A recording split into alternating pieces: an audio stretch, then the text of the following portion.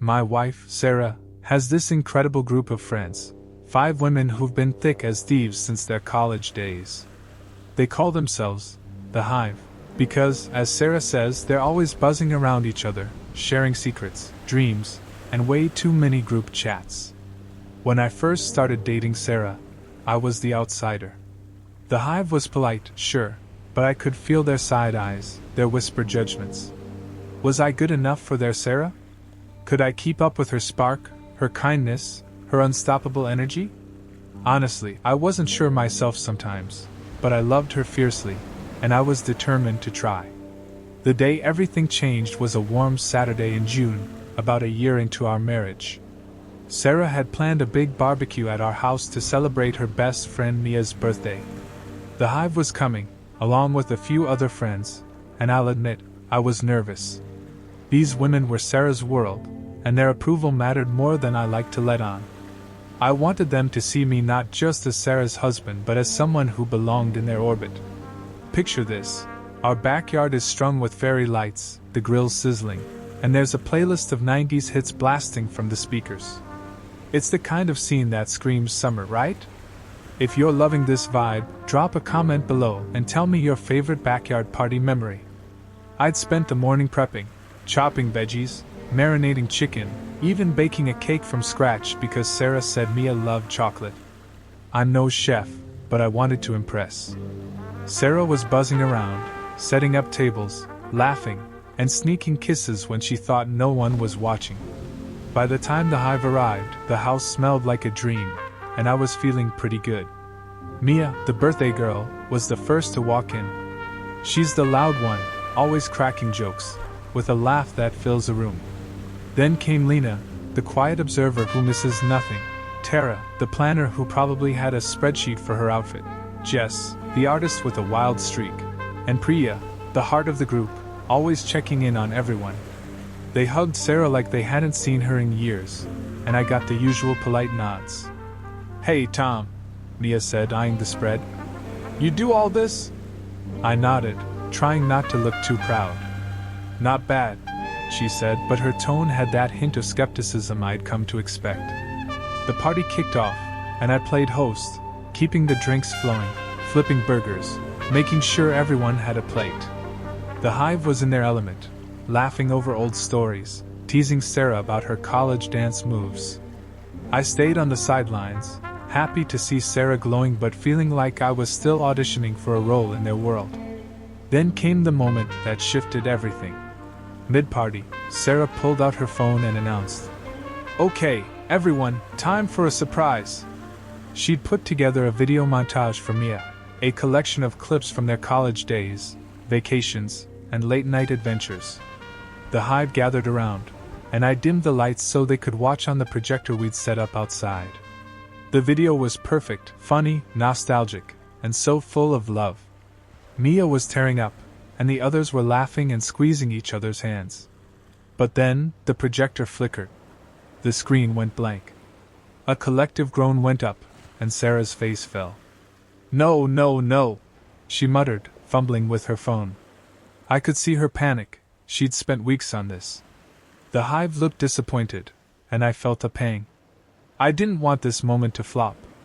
If you've ever had a tech fail ruin a big moment, you know the pain. Let me know in the comments if you've got a story like that.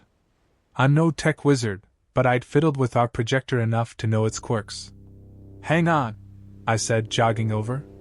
Sarah gave me a hopeful look as I checked the cables, rebooted the system, and swapped out a faulty HDMI. It took a few minutes, but the projector hummed back to life, and the video started playing again. The Hive cheered, and Sarah threw her arms around me, whispering, "You're my hero." I laughed it off, but I caught Lena's eye. She gave me a small nod, like she was seeing me for the first time. The video played on, and when it ended, Mia was a mess of happy tears.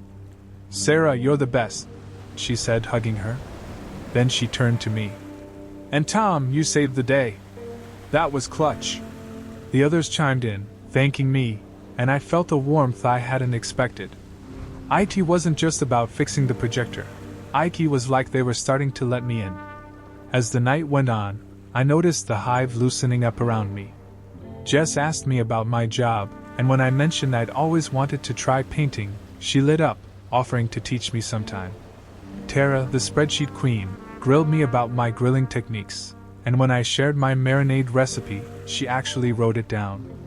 Priya pulled me aside to say how happy Sarah looked, and her words hit me hard. "You're good for her, Tom. We see it."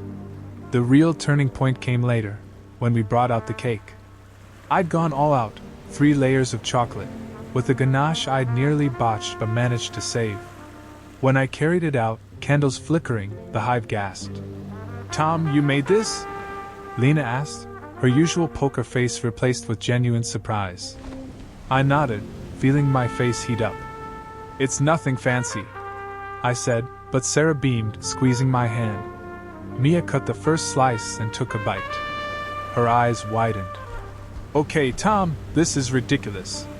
You're hired for every birthday from now on." The others laughed, digging in, and soon they were all raving about the cake, asking for seconds, joking that I should open a bakery. I was floored.